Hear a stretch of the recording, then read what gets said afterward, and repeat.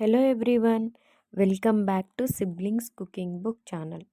Today's recipe వచ్చేసి దోసకాయ రోటీ పచ్చడి. సో నేనైతే ఇక్కడ దోసకాయ రోటీ పచ్చడి సింపుల్ ఇంట్లోనే ఉన్న ఇంగ్రీడియంట్స్ తోటి ఎలా ప్రిపేర్ చేయాలో చూపిస్తాను. ఈ స్పైసీ అండ్ సూపర్ దోసకాయ పచ్చడి ఎలా చేయాలో చూసేద్దాం రండి.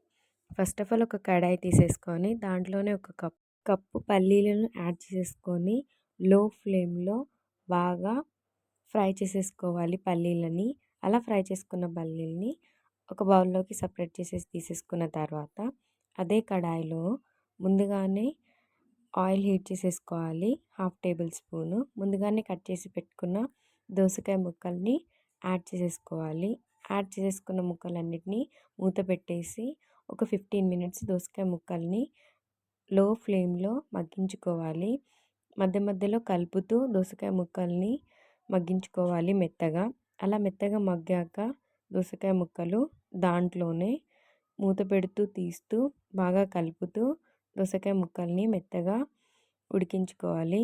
దాంట్లోనే కొన్ని పచ్చిమిర్చీలు కారంకి సరిపోయినంత, దాంట్లోనే ఒక 4 నుంచి 5 టొమాటోస్ యాడ్ చేసుకోవాలి. మూత పెట్టేసి టొమాటోస్, పచ్చిమిర్చి, దోసకాయని మగ్గించుకోవాలి. ఇవన్నీ లో ఫ్లేమ్లోనే చేయాలి.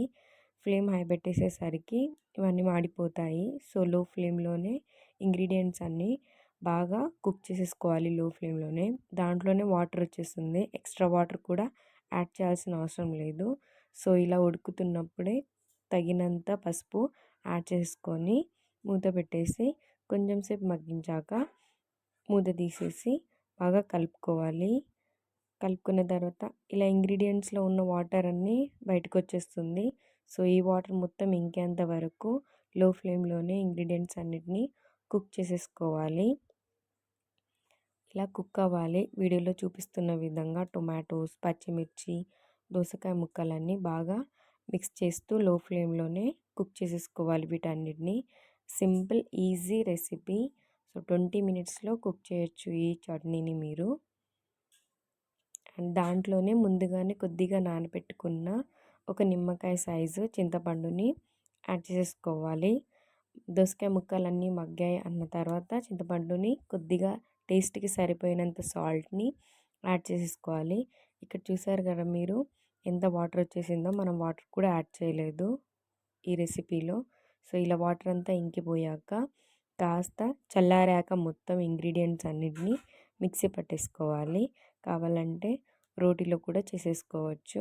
ముందుగానే మిక్సీ పట్టుకున్న పల్లీలని కూడా మిక్సీ చేసుకోవాలి. మిక్సీ చేసుకున్న తర్వాత ఇంకొక బౌల్ తీసేసుకొని దాంట్లోనే 1/2 table spoon of oil add చేసేసి పోపు దినుసులన్నీ యాడ్ చేయాలి. జీలకర్ర, ఆవాలు, కరివేపాకు యాడ్ చేసుకున్న తర్వాత కొద్దిగా రెడ్ అయ్యాక దాంట్లోనే ముందుగానే ప్రిపేర్ చేసి పెట్టుకున్న చట్నీని యాడ్ చేసుకోవాలి. సో కొద్దిగా ఆయిల్ ఎక్కువ పడుతుంది. లో ఫ్లేమ్లో చట్నీ పచ్చితనం మొత్తం పోయేంత వరకు లో ఫ్లేమ్లో కుక్ చేసేసుకోవాలి పచ్చడిని. ఇంకా టేస్ట్ అయితే చాలా సూపర్గా ఉంటుంది. మీకు మా వీడియో నచ్చినట్టయితే like, share, subscribe. Don't forget to share. For more videos subscribe to our channel. Thanks for watching.